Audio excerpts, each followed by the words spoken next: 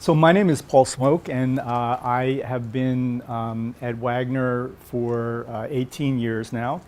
And was one of the reasons that I moved to Wagner was that I was very excited about the way that Wagner was a lot more, I think, plugged into the real world than some of these policy schools are. I mean, a lot of people are really engaged in doing real things. And so we started international specializations. Wagner had always had some international courses and some faculty who did international things, but the curriculum was more focused around a domestic audience.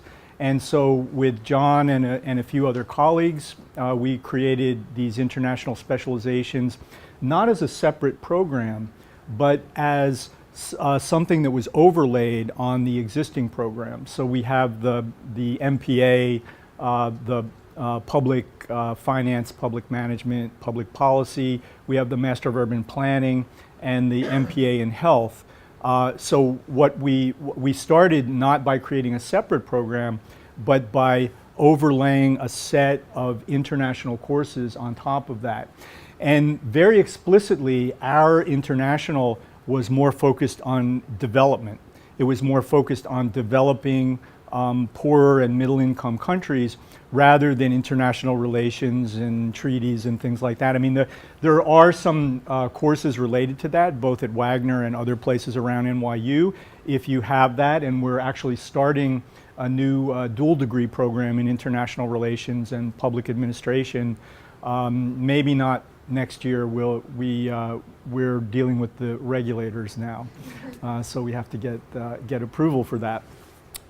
And so in addition to the core courses that everyone has to take in the school, we have a set of 3 courses that everyone who's in an international specialization has to take. So one is a course that John and I also developed called Institutions, Governance, and International Development. And the idea was to make people understand, especially people from the US and Europe, that there are a lot of different systems around the world, that the way that legal systems are set up, the way that political systems are set up, the nature of institutions and so forth is rather different.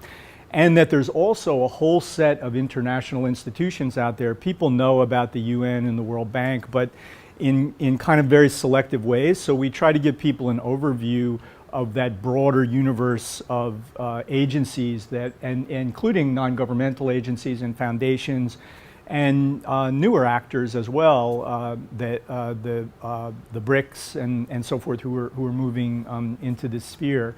And then the second course is a course which John also teaches, the Politics of International Development, which goes more into the political economy of development. And the third course is International Economic Development. And it is a development course, but often if you go to a lot of places, economic development is macro stuff, trade. And ours, as a school that focuses on public service and service delivery and so forth, is more focused at the organization of economic development programs and activities, service delivery and so forth. It's a somewhat more micro-oriented version of development rather than focusing on trade policy and international regulatory regimes and things like that. So those 3 courses everyone has to take, although there are options, as with the core courses at the school, to opt out of them based on previous coursework and so forth if you can demonstrate that. And then beyond that, you have really quite a lot of free reign. There are sets of courses that are clustered into policy and management and particular topics like health and education and so forth. And we're just launching next year some new tracks for people who are more interested in methods, a quantitative methods track and a qualitative methods track. Those, unlike the other buckets of area courses, if you want to be in that track, there are certain courses that you have to take. So this is the challenge that we face in an environment like this where we're trying to give everyone the basic groundwork with the school-wide core courses. And then as you get more specialized, your ability to choose electives narrows. And so it's really up to you. But when we first started the international specializations, we actually had specializations in international public finance and international public management.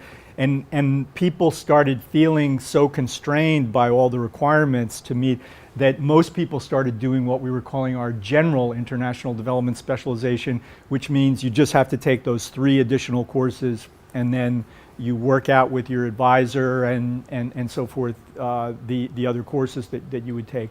So some people who maybe are interested in education or health or something else, they may focus on taking mostly those courses, and other people want to be more broader based, and they're taking courses in humanitarian assistance and whatever.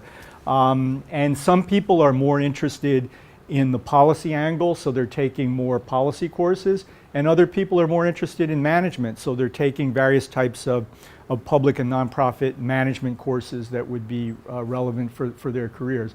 So you do end up having to make some choices, and it can be tough because we always want more than we can handle, and we're always ready. Hannah does a lot on advising, and John and I and other international faculty members are always happy to sit with you and talk through the pros and cons of doing it this way or that way. But in the end, it's your choice. You have quite a lot of flexibility. And I think the last few things that I will say, because Hannah told me that I can't talk very long, or I think she has a hook under the table there. The other thing is the Capstone, which I'm sure you heard about this morning. So Capstone is, lots of schools have capstone-like things instead of master's theses, lots of schools like ours. But I think that ours is quite unique in a number of respects. First of all, it's spread out over the course of a year. It's not like a quickie, intensive kind of thing. And there's, sometimes the capstones are very specific, but in many cases, there's a fair amount of flexibility, and part of the capstone is negotiating with the client the terms of reference for what you're going to do. So people have an opportunity to work with some client that's an organization, say unlike other groups that they've worked with, and help to shape what it is that they're going to work on.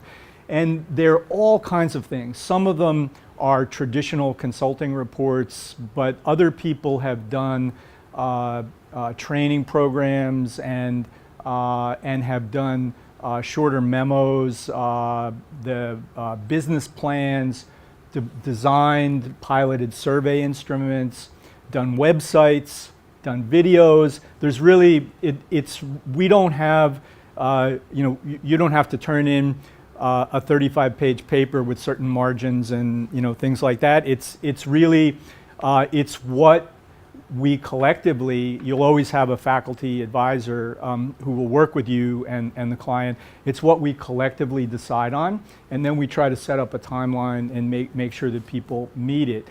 The kinds of organizations for Capstone are really all over the place. We've done many with the big international development organizations, UN agencies, the European Union, the World Bank, the Inter-American Development Bank, and so on, some of the big known development agencies. But we've also worked with foundations.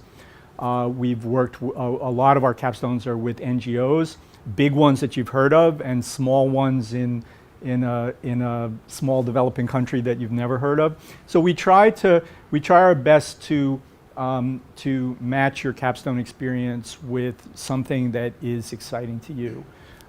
Doesn't always work exactly as we hope, because there's always competition for projects, and in the end we usually let the clients pick the team that they want to work with. And the last thing I'll say is that most of the capstones involve travel, and so we do have a fund that pays for air tickets, and then the client usually helps you. It doesn't always happen. It depends. A small poor NGO in Uganda isn't going to be able to pay for you to stay while you're there and so forth. But usually with the bigger organizations, they help to cover the field expenses, and usually the field work is done in January between semesters, and then you wrap it up in April, May. We're relaunching, though, a summer-fall capstone, which you do in the summer before your second year and in the fall, which is not quite a capstone because you still won't have taken some of the courses you'll take in the second year, but it gives us the opportunity for people who want a longer field experience. It's easier during the summer. We're not constrained by when the first semester ends and when the second semester starts. And I guess just a few other things. There are lots of classes that are relevant for international development people at other schools at NYU. Some of them are pre-approved and you can sign up for them with no problem. But if you find a course that we don't know about and you want to take it, there's a little application that you fill out and send to Hannah that, I think this course is important for my degree. I want to take this. And then if it's a good experience for you, we add it to our list for other people to be able to take in subsequent years. We also have a number of more intensive courses that allow you a little bit more flexibility to work. John and I teach a course in development assistance that meets on, I don't remember whether it's 5 or 6 Fridays for longer periods of time. And so you don't have to come to class every week. And in a class like that, of course, although John is very interesting, he doesn't lecture at you, the whole 5 hours. We bring in visitors from different, from UN organizations and NGOs and so forth. And we have a few of these types of more intensive courses overseas. So we have a course on urban development at NYU Shanghai. We have a course on global public health in Geneva. So people go to Geneva for a couple of weeks. They visit the World Health Organization. They visit the Red Cross. And John teaches a course sometimes, not every year, on food security and development at NYU in Ghana. And so we do have a number of these kinds of opportunities as well. And I think I probably have gone a minute or two over, and Hannah's been very patient. So I'm going to stop and either ask if there's any questions, or if you just want to go back to chatting at your tables, that's fine too.